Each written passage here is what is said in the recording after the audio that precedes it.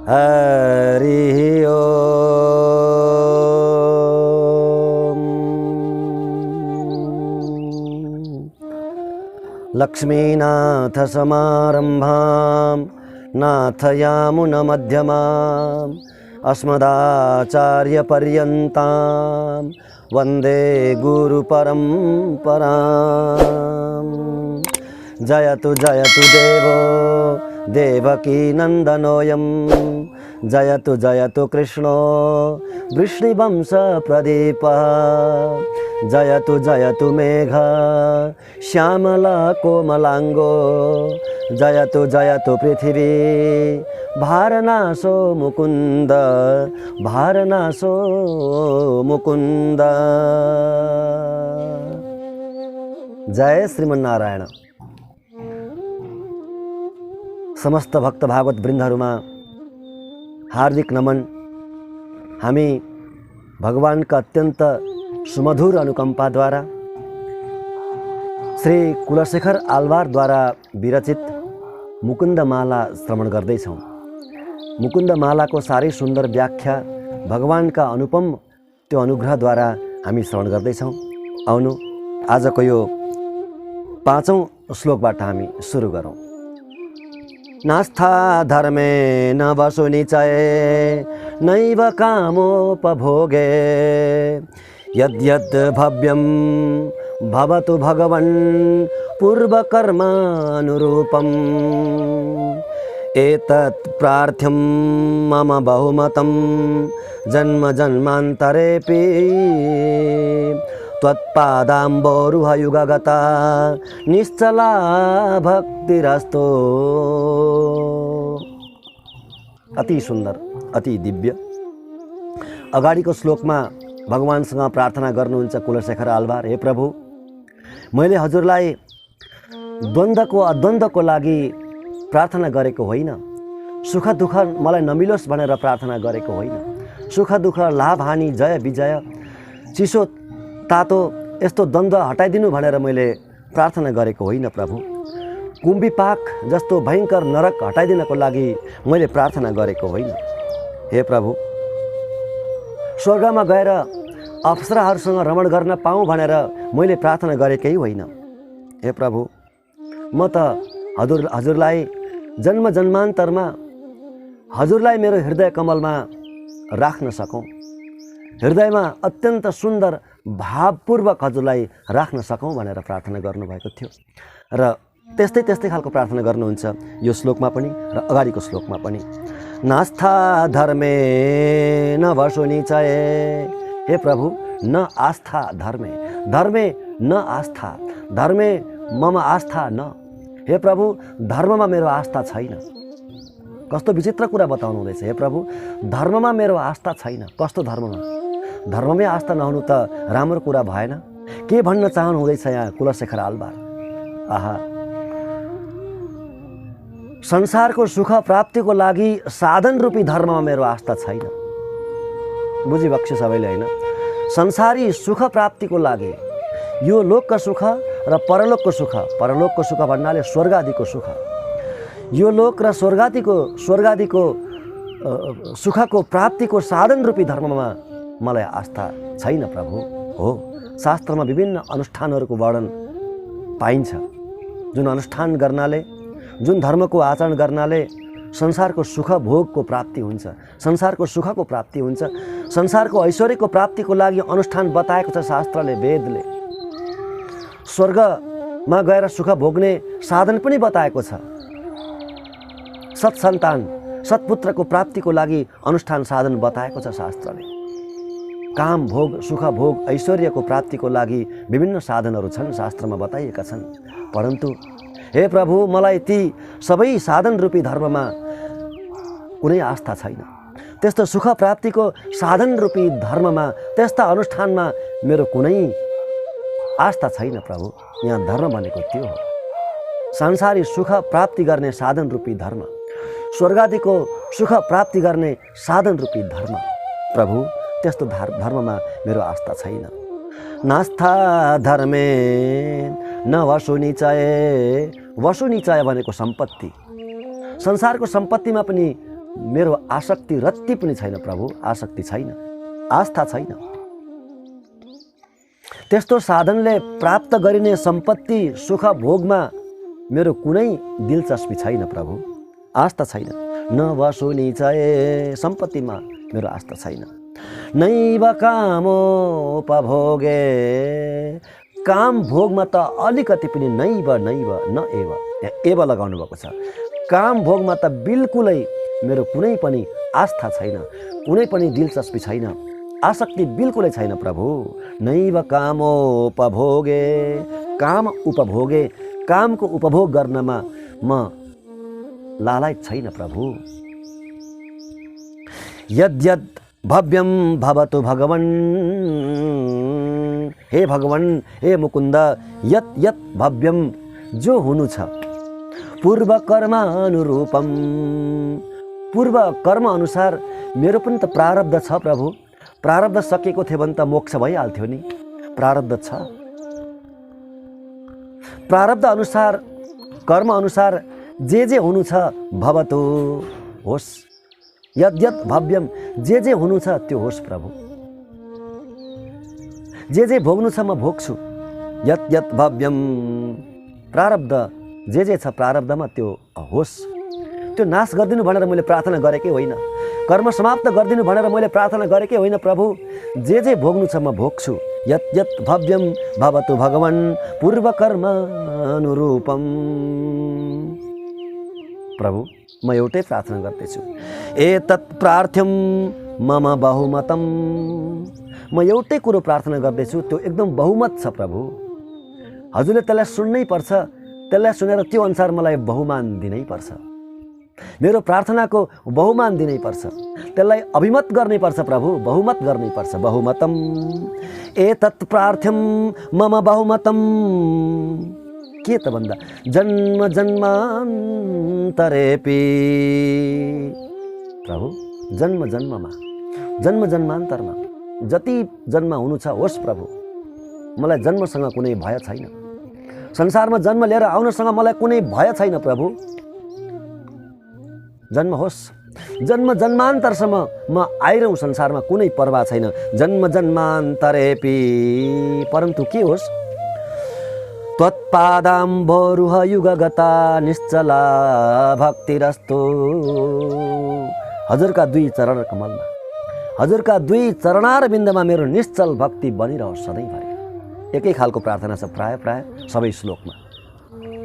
निश्चल भक्ति, अत्यन्त पवित्र भक्ति, निश्चल, कुनै मिसावट रहित भक्ति। ज्ञान कर्म आदि अन्य उपाय आदिले मिसावट रहित भक्ति। आहा, निश्चला भक्ति, without any contamination, devotion without any contamination, without any contamination. अरू कुनै साधनले मिसिएको भक्ति होइन प्रभु, निश्चल भक्ति मात्रै, केवल प्रेम मात्रै, निश्चल प्रेम, केवल प्रेम, प्रेम, प्रेम। आहा, निश्चल भक्ति होस् प्रभु, हजुरको चरणारविन्दमा निश्चल प्रेम मात्रै होस्। मलाई यही माग्छु म प्रभु, यो मेरो प्रार्थना हो। यो अत्यन्तै हजुरले बहुमत गर्ने प्रार्थना हो, हजुरले अभिमत गर्ने प्रार्थना हो प्रभु। अर्को श्लोक, दिवि वा भुवि वा ममास्तु वासो नरके वा नरकान्तक प्रकामम् अवधीरित शारदारविन्दौ चरणौ ते मरणेऽपि चिन्तयामि। यहाँ पनि एकै खालको उस्तै खालको प्रार्थना गर्नुहुन्छ यो श्लोकमा पनि। दिवि वा भुवि वा ममास्तु वासो। हे प्रभु, मेरो वास जहाँसुकै होस्, कुनै परवाह छैन प्रभु। मलाई यो ठाउँ चाहियो बस्न भन्ने मेरो कुनै अडान पनि छैन। हजुरसँग कुनै प्रार्थना छैन, कुनै मेरो निर्णय ढिपी पनि छैन हजुरसँग। म स्वर्ग गएर बस्छु, मलाई वैकुण्ठ लानुहोस्, संसारमा बस्दिनँ, मलाई मोक्ष दिनुहोस् भनेर म हजुरसँग ढिपी गर्दिनँ, बिल्कुल प्रार्थना गरेको होइन। दिवि वा भुवि वा, दिवि वा आकाशमा भए पनि होस्, स्वर्ग आदि लोकमा भए पनि होस्, जानुपर्ने छ भने म जान्छु प्रभु, स्वर्गको भोग भोग्नलाई जान्छु, केही छैन। दिवि वा भुवि वा, अथवा मलाई यही धरतीमा राख्नु छ भने, यही पृथ्वीमा नै राख्नु छ भने, संसारमा नै राख्नु छ भने हजुरले राखिबक्सोस्। हजुरको इच्छा हो, जहाँ राख्नुहुन्छ हजुरको इच्छा हो। देवी वा भुवि वा ममास्तु वासो मम अस्तु वास। देवी वा भुवि वा मम अस्तु वास। मम वास अस्तु, मेरो वास होस्। आकाशमा भए पनि होस्, स्वर्गादी लोकमा, अथवा यही संसारमा भए पनि होस्, कुनै परवाह छैन। अथवा नरके वा, नरकमै भए पनि होस्, केही फरक पर्दैन प्रभु। मलाई नरकमा गएर बस्न म तयार छु। हजुरको प्रेम त्यहाँ हुन्छ भने, हजुरको प्रेमको वृद्धि नरकमा हुन्छ भने म त नरकमै जान्छु, स्वर्ग जान्न, वैकुण्ठ पनि जान्न। यदि वैकुण्ठमा गएर हजुरको प्रीति हुँदैन, नरकमा जाँदा हजुरको प्रीति अतिशय प्रीति हुन्छ भने म नरकमा गएर बस्छु प्रभु। नरके वा, हे नरकान्तक, फेरि यहाँ कस्तो सम्बोधन गर्नुहुन्छ? नरकान्तक, नरकमा बास होस् भन्नुहुन्छ, हे नरकान्तक भनेर कस्तो सम्बोधन गर्नुहुन्छ? भगवान्ले यति बाँध दिनुहुन्छ। नरकान्तक भनेको नरकको नाश गर्नेवाला। हे नरकको नाश गर्नेवाला प्रभु, नरकमा बास भए पनि होस्। नरकको नाश गर्ने प्रभुले आफ्नो भक्तलाई कहिल्यै नरकमा राख्नुहुन्छ? यो सम्भव छ? प्रभुले सृष्टि स्थिति प्रलयको सबै नियम तोडताड पारिदिनुहुन्न र?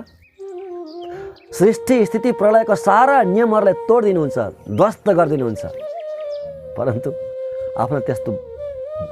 आफ्ना त्यस्ता प्यारा भक्त नरकमा पठाउनुहुन्छ? कहिले हुनै सक्दैन नि।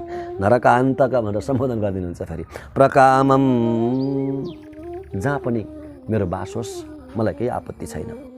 अवधीरित शारदारविन्दौ चरणौ ते। हे प्रभु, हजुरका दुईटा चरणारविन्द मलाई चाहिएको त्यति नै हो। दुईटा चरणारविन्द, ती चरणारविन्द, ती चरण कमल कस्ता छन् भन्दा अवधीरित शारदार बिन्दौ। शरदकालमा फुल्ने कमल साह्रै सुन्दर हुन्छ अरे। अरू बेला फुलेको कमल भन्दा शरदकालमा, शरद ऋतुमा, असोज कार्तिकको शरद ऋतुमा फुलेको त्यो कमल चाहिँ अतिशय सुन्दर हुन्छ अरे। हे प्रभु, त्यसलाई पनि मात दिनेवाला, त्यसलाई पनि तिरस्कार गर्नेवाला, त्यसलाई पनि फिका बनाउनेवाला हजुरका चरणारविन्द छन्। त्यस्ता चरणारविन्दमा मेरो ध्यान बनिरहोस्, मेरो चिन्तन बनिरहोस्। चिन्तयामी, चिन्तन गरिरहँ। विशेषतः मरणेपे, विशेष गरेर अन्तिम अवस्थामा, शरीर छुट्ने बेलामा, प्राणको प्रयाण हुने बेलामा हजुरका त्यस्ता चरणारविन्दको स्मरण बनिरहोस् मलाई। आहा, कस्तो दिव्य माग्नु भयो भगवानसँग। अन्तिम अवस्थामा भगवत स्मृति हुन अति नै गाह्रो हुन्छ। हेर्नु, अति नै गाह्रो हुन्छ। अरू बेला सधैँ यदि त्यो हेबिचुअल बनेको छ भने, युज टु बनेको छ भने, कुनै पनि कुरा युज टु हुनुपर्छ। युज टु हुन गाह्रो छ। भगवानको स्मरण हुन पनि एउटा युज टु हुनुपर्छ क्या, हेबिचुअल हुनुपर्छ। त्यस्तो हेबिचुअल स्मरण बनेको छ भने, युज टु स्मरण बनेको छ भने अन्तिम अवस्थामा पनि त्यही स्मरण बनिरहन्छ। भगवानको नै स्मरण हुन्छ, भगवानको चरणारविन्दको नै स्मरण हुन्छ। त्यसैले सुरुदेखि नै, अहिलेदेखि नै भगवत स्मरणमा लागिहाल्नुपर्छ। हुन त भगवानले वचन दिनुभएको छ, वराह पुराणमा वचन दिनुभएको छ। भगवानले रामानुज स्वामीजीलाई वचन दिनुभएको छ के मेरा प्रपन्न वैष्णवलाई अन्तिम स्मृतिको आवश्यकता पर्दैन भनेर वचन दिनुभएको छ।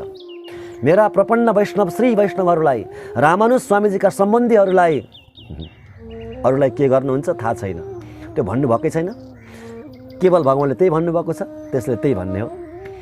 रामानुज स्वामीजीका सम्बन्धी, रामानुजाचार्यका सम्बन्धीहरूलाई रामानुज स्वामीजीलाई वचन दिएको है। सबभन्दा पहिला वराह पुराणमा वचन दिनुभएको छ, अहम स्मरामि मद्भक्तम नयामि परमाम गतिम। अहम स्मरामि मद्भक्तम नयामि परमाम गतिम। म मेरो भक्तलाई सम्झिन्छु अन्तिम अवस्थामा। उसले सम्झिन नसके पनि कुनै आपत्ति छैन। उसले, त्यो भक्तले सम्झोस् नसम्झोस्, परन्तु म सम्झिन्छु। अहम स्मरामि मद्भक्तम, अनि सम्झेर म के गर्छु? नयामि परमाम गतिम, म मेरो परम गतिमा लिएर जानेछु, मेरो धाममा लिएर जानेछु। भगवानको वचन हो। वराह भगवानको भूदेवीलाई दिनुभएको वचन हो। रामानुज स्वामीजीलाई पनि त्यस्तै वचन दिनुभएको छ। प्रश्न गर्नुभएको थियो रामानुज स्वामीले, 6वटा प्रश्न गर्नुभएको थियो काञ्चीपूर्ण स्वामीजी मार्फत। काञ्चीपूर्ण स्वामीजीलाई मेरा यी 6वटा प्रश्न सोधिदिनु भनेर वरदराज भगवानलाई प्रश्न गर्नुभएको थियो। काञ्चीपूर्ण स्वामी त भगवानको यति निकट हुनुहुन्थ्यो, भगवानलाई पङ्खा गर्नुहुन्थ्यो र अन्तिममा शयन हुनुभन्दा अगाडि भगवान शयन हुनुभन्दा अगाडि वार्तालाप गर्नुहुन्थ्यो काञ्चीपूर्ण स्वामीसँग। वार्तालाप गरेर मात्रै भगवान शयन गर्नुहुन्थ्यो। यो रहस्य थाहा थियो रामानु स्वामीजीलाई। अनि 6वटा प्रश्न राखिदिनु भयो, मेरा यी प्रश्न सोधिदिनु प्रभुलाई भनेर। ती 6वटा प्रश्नहरूमध्येमा एउटा प्रश्न हो, प्रपन्नजनहरूलाई अन्तिम स्मृतिको आवश्यकता छ कि छैन? अन्तिम स्मृतिको आवश्यकता छ कि छैन? अन्तिम अवस्थामा प्रपन्न श्री वैष्णवहरूले अन्तिम अवस्थामा भगवत स्मृति गर्नु पर्छ कि पर्दैन मोक्षको लागि? किनभने त्यो अत्यन्तै गम्भीर र अत्यन्त कठिन त्यो विषय हो। अन्तिम अवस्थामा भगवत स्मृति हुनै सक्दैन, अति नै पीडा हुन्छ अन्तिम अवस्थामा। त्यो प्रश्नको उत्तरमा भगवानले बताउनु भयो, अन्तिम अवस्थामा मेरा प्रपन्नजनहरूलाई मेरो स्मृतिको आवश्यक पर्दैन। अन्तिम स्मृतिको आवश्यक पर्दैन, म सम्झिनेछु, म सम्झिन्छु मेरा भक्तलाई। यसरी रामर स्वामीले पनि वचन दिनुभएको छ। यहाँ त्यही भन्नुहुन्छ, हे प्रभु मरणैपि चिन्तयामी, मरण अवस्थामा पनि म हजुरलाई चिन्तन गर्न सकौँ। यसको तात्पर्य हे प्रभु मलाई सम्झिनु अन्तिम अवस्थामा। ठिक छ, मैले सम्झेँ भने सम्झिहालेँ प्रभु, सम्झिनँ भने हजुरले मलाई सम्झिनु नै हुन्छ। भूदेवीले हजुरले वचन दिनुभएकै छ, मरणैपि चिन्तयामी। प्रभु जहाँसुकै बास होस् प्रभु, सारा ब्रह्माण्ड हजुरको विभूति हो, पृथ्वी हजुरको विभूति हो भने, स्वर्ग हजुरको विभूति हो भने, ब्रह्माजीको लोक पनि हजुरको विभूति हो भने, नरक पनि हजुरकै विभूति हो। त्यहाँ पनि हजुर हुनुहुन्छ। हजुर बिना नरकको अस्तित्व कसरी हुन्छ र? नरक अडिन्छ कसरी? किनभने हजुर सर्वाधार हुनुहुन्छ, सबैको आधार हुनुहुन्छ, पृथ्वीको आधार हुनुहुन्छ, नरकको पनि आधार हजुर नै हुनुहुन्छ। त्यसैले त्यो पनि हजुरकै विभूति हो, त्यहाँ पनि म जान तयार छु प्रभु। परन्तु हे प्रभु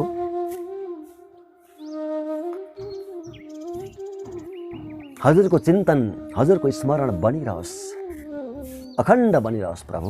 विशेष गरेर अन्तिम अवस्थामा कति सुन्दर चिज माग्नुहुन्छ। अर्को श्लोक, कृष्ण त्वदीय पद पंकज पंचरान्त अद्यैव मे विशतु मानस राजहंस प्राण प्रयाण समये कफवात पित्तै कंठावरोधन विधौ स्मरणं कुतस्ते। यो अति नै महत्त्वपूर्ण श्लोक सारा भागवतहरूको भक्तहरूको, धर्मानुरागी सज्जन वृन्दहरूको यो मनमा बसिरहने श्लोक हो र ओठबाट निस्किरहने, उहाँहरूको ओठबाट, उहाँहरूको मुखारबिन्दबाट निस्किरहने यो श्लोक हो। श्री वैष्णव मात्रै होइन, यो श्लोक त धेरैले अन्यहरूले पनि उच्चारण गरिरहनुहुन्छ। हे कृष्ण कृष्ण, हे कृष्ण त्वदीय पद पंकज पंचरान्त। हजुरको चरणारविन्द एउटा पिञ्जडा बनोस् मेरो लागि। पंचरान्त पिञ्जडा, पिञ्जडामा चरालाई थुनिन्छ नि, सुगा मैना आदि चरालाई थुनिन्छ पिञ्जडामा। प्रभु मेरो लागि हजुरका ती दुई चरणारविन्द, हजुरका ती दुई चरणारविन्द पिञ्जडा बनुन्, अत्यन्त बलियो पिञ्जडा बनोस्। त्यहाँभित्र प्रवेश गरिसकेपछि फेरि कहिले पनि बाहिर निस्किनै नसक्ने त्यस्तो पिञ्जडा बनोस् प्रभु। पंचरान्त त्यस्तो पिञ्जडामा प्रभु अद्यैव मे विशतु मानस राजहंस। प्रभु मेरो मनलाई राजहंस बनाइदिनु फेरि। मेरो मन त अत्यन्त अधम छ, यस्तो अधम मनलाई राजहंस बनाइदिनुहोस् प्रभु। राजहंस हाँस कैलाश मानसरोवरमा विचरण गर्छन् अरे राजहंस। त्यो राजहंसले के गर्छ भने त्यसको एउटा खासियत हुन्छ। के खासियत हुन्छ भन्नु होला भने, दुधमा पानी मिलाएर दियो भने, दुधमा पानी मिलाएर घोलेर दियो भने त्यो राजहंसले दुध पिउँछ, पानी छोडिदिन्छ। है कस्तो अद्भुत मेसिन हो, कस्तो अद्भुत मेसिन राजहंस। पानी छोडिदिन्छ, दुध मात्रै पिउँछ राजहंसले। प्रभु मेरो मनलाई त्यस्तै बनाइदिनु प्रभु। सारा विवेकिनी बनाइदिनु, सार र असारलाई छुट्याइदिने बनाइदिनु मेरो मनलाई पनि। राजहंस जस्तो बनाइदिनु। त्यस्तो बनाएर छोड्ने होइन, बनाएर मात्रै होइन, बनाइदिने अनि छोडिदिने त्यस्तो होइन। त्यस्तो राजहंस जस्तो बनाइदिएर फेरि के गर्ने, हजुरको चरणरूपी, हजुरको चरणारविन्द रूपी पिञ्जडामा थुनिदिने, हजुरले थुनिदिने। म त पस्नै सक्दिनँ त्यहाँ, म त्यहाँ पस्नै सक्दिनँ प्रभु। हजुरले जबरजस्ती पक्रेर त्यहाँ थुनिदिने र यति बलियो तालचा लगाउने कहिल्यै पनि त्यहाँबाट यो राजहंस, यो मेरो मनरूपी राजहंस कहिल्यै पनि निस्किन नसकोस् त्यहाँबाट, कहिल्यै पनि। अद्यै ममे विशतु मानस राजहंस। हे प्रभु, किनभने प्राण प्रयाण समय कफवात पित्तै, अन्तिम अवस्थामा हजुरको स्मरण होस् त्यो कुनै ग्यारेन्टी छैन। किनभने अन्तिम अवस्थामा अत्याधिक कष्ट हुन्छ, अति नै कष्ट हुन्छ। 100 बिच्छीले टोके जस्तो पीडा हुन्छ भनेर गरुड पुराणमा बताएको छ। तत वृश्चिक समदष्ट, 100वटा बिच्छीले टोक्दा जुन पीडा हुन्छ त्यो पीडा अन्तिम अवस्थामा हुन्छ। हजुरको स्मरण कहाँ त्यतिखेर? कफ वात पित्त अति नै बिग्रेको हुन्छ त्यतिखेर। गलामा कफ जम्छ, गला घुर घुर घुर गर्छ, घाँटी घुरघुराउँछ, आवाज आउँदैन, घ्यार घ्यार गर्छ घाँटी। कफवात पित्तै, त्यस्तो कफवात र पित्तले शरीर जर्जर बनेको हुन्छ, अति नै जर्जर बनेको हुन्छ, कण्ठ अवरोध हुन्छ। त्यतिखेर न त हजुरको नाम उच्चारण हुन्छ, नाम उच्चारणको त धेरै टाढाको कुरा भयो प्रभु, हजुरको स्मरण नै हुँदैन। स्मरण कुतस्ते, हजुरको स्मरण कहाँ हुन्छ र अन्तिम अवस्थामा? त्यस्तो अवस्थामा प्रभु मलाई सम्झिनु होला हजुरले। अहिले नै यतिखेर नै मेरो मनलाई, हजुरको स्मरण गर्ने मेरो मनलाई हजुरको चरणारविन्दमा यति बलियो गरी थुनिदिने, त्यहाँबाट बाहिर कहिले निस्कन नसकोस्। अनि त्यस पछाडि त अखण्ड हजुरको चरणारविन्दको नै चिन्तन त हुन्छ, अन्तिम अवस्थामा पनि चिन्तन हुन्छ। हुन नसके हजुरले सम्झिनुहुन्छ, हजुरले चिन्तन गर्नुहुन्छ, मेरो स्मरण गर्नुहुन्छ। प्रभु मलाई यस्तो बनाइदिनु भनेर यति सुन्दर, यस्तो अद्भुत प्रार्थना गर्नुहुन्छ भगवान्सँग मुकुन्दमाला। हामी अगाडिका श्लोकहरूलाई श्रवण गर्दै जानेछौँ, आस्वादन गर्दै जानेछौँ भगवानको कृपाले। अहिलेलाई यहीँ बिदा पाऊँ। हस्त। जय श्रीमन्नारायण।